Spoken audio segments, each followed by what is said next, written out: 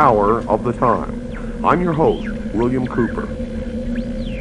Tonight, ladies and gentlemen, we begin the origin, the history, the dogma, and the identity of the ancient mystery religions which are now known as the mystery schools, the Order of the Quest, Freemasonry, the ancient Order of the Rose and Cross, the Knights Templar, the Sovereign and Military Order of the Knights of Malta, the Order of St. John of Jerusalem, the Priory de Sion, the Thule Society, are sometimes known as the Thule Society, the Order, the Skull and Bones, the Russell Trust, the Jason Society, the Scroll and Key, the Illuminati, and I could go on and on and on and on. But the most important thing to realize is that they all have been collectively known throughout the ages as the mystery schools,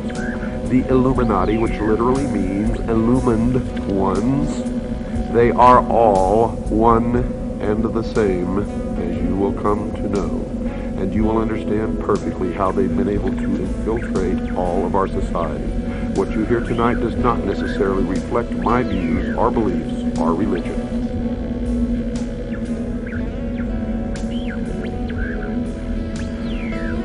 They have ruled from the shadows, you see, and they call themselves the guardians of the secrets of the ages. And their first religion was called astrotheology, or the worship of the heavens. And their first object of worship was the sun. The second object of worship was the moon.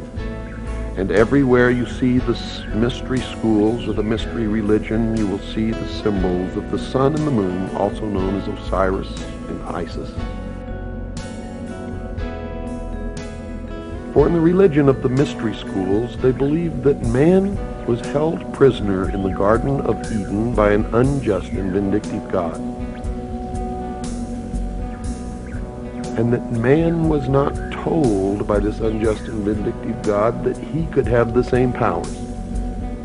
And man was set free from the bonds of ignorance by Lucifer through his agent Satan, and many believe that the two are the same, and that's okay because maybe they are. And that through the gift of intellect, man himself will become God. Now, for those of you who understand what I am imparting to you now, you may not even have to listen any farther, for it explains everything that has ever happened in the history of man, and everything that is happening now, and all that is to happen in the future.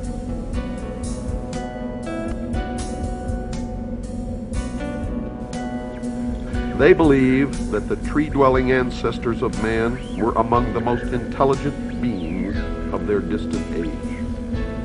And when these creatures finally abandoned the trees and walked fully upright, freeing their hands to serve as implements of their minds as well as their bodies, there began the most successful evolutionary drive toward higher intelligence ever witnessed in nature.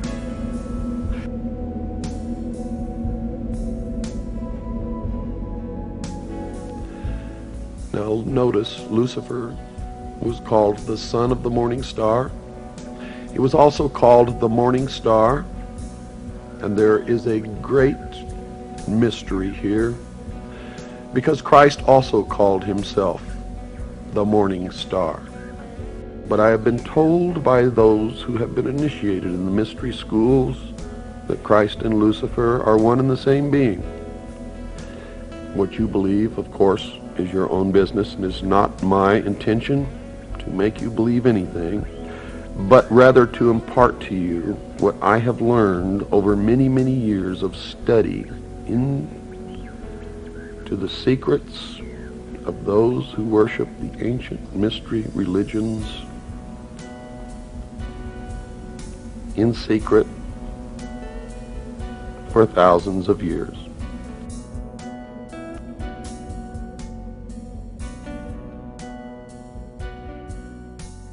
I do not advise you what you should believe or not believe. But I do advise you that we all need to learn as much as we can about everything that we can, because one thing I have learned in my life is that most of what we have ever been taught has been a lie. And that whoever these people are, who are the priests, the adepts, the initiates, and the mystery schools, they are in control, and they are shaping the future, and that future will affect all of us, so we had better learn as much about them as we can. One of the brilliant things about Bill was that he was able to fluidly switch between when he was reading to when he was commenting, so that sometimes it was imperceivable. He had such a fantastic grasp of the English language that he could speak to you almost the same way that these ancient texts did. We have to be very careful about how we interpret what we read, especially the Bible. And I'll tell you why. When I research these secret societies, and I research the Bible, and by the way, I'm a Christian, so if you're a Christian, don't think I'm knocking your religion. I'm not. I'm just telling you what I found. I have found that at the very heart and core of all these secret societies lurks the Kabbalah. The Kabbalah is the ancient Jewish mysticism. It is a method of encoding information through a system of mathematics and numbers. It is some of the most ancient knowledge that man has ever possessed, and has been kept secret and given only to those who have proven themselves worthy through the process of initiation. Nobody knows where it comes from. I can tell you this, it was there long before the Jews came along. The Jews just took it and preserved it, and they passed it down, and it's used by everybody, because it's at the heart and core of the secret knowledge, the metaphysics, the real science that none of us know anything about. These people that belong to the secret societies never dared to write down in any language what they knew, what it was that they were guarding, because then someone could steal it, and then the secret would be out. So they devised secret systems of encoding the secrets of the ages, the knowledge, the hidden knowledge, the occult. Now, occult doesn't mean evil. It doesn't mean the devil. It doesn't mean Satan. Occult means hidden. It means hidden. That's all it means. So they took this knowledge and they made it occult through a system of encoding, encryption, one of which is mathematics, numbers. Another is architecture. Everybody wonder, why do they have a fraternal organization called the Freemasons? Aren't those the guys that build walls? You bet they do. But every wall they build contains the secrets that have been kept and maintained throughout the ages, and it's encoded in the architecture and in the measurements of the buildings and in the mathematical formulas used to derive the geometry, the shape, the length and breadth and height of rooms. It's all encoded there. The very word secrecy is repugnant in a free and open society, and we are, as a people, inherently and historically opposed to secret societies, to secret oaths, and to secret proceedings.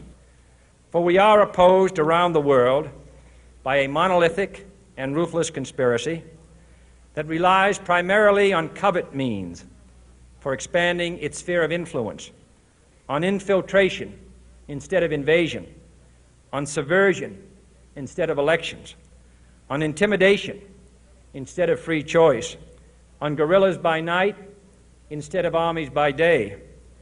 It is a system which has conscripted vast human and material resources into the building of a tightly knit, highly efficient machine that combines military, diplomatic, intelligence, economic, scientific, and political operations. Its preparations are concealed, not published. Its mistakes are buried, not headlined. Its dissenters are silenced, not praised. No expenditure is questioned, no rumor is printed, no secret is revealed. So they ordered his execution. It was actually ordered by the policy committee of the Bilderberg Group in The Hague in Geneva, Switzerland, and was carried out by agents of the secret government in Dallas. The man who actually administered the coup de grace was the driver of the car, William Greer. We have a film in beautiful living color that you can actually see with your own eyes William Greer turn with an assassination pistol in his left hand and shoot the president point blank in the head over his right shoulder. It's incredible it's been hidden from the public for all these years, but the same film has been shown on television for all these years, but they've always zoomed right in on Kennedy and cut the driver out, so you can never see it. It's the Zapruder film. It was never shown to the Warren Commission. They never saw it. Human rights are non-existent.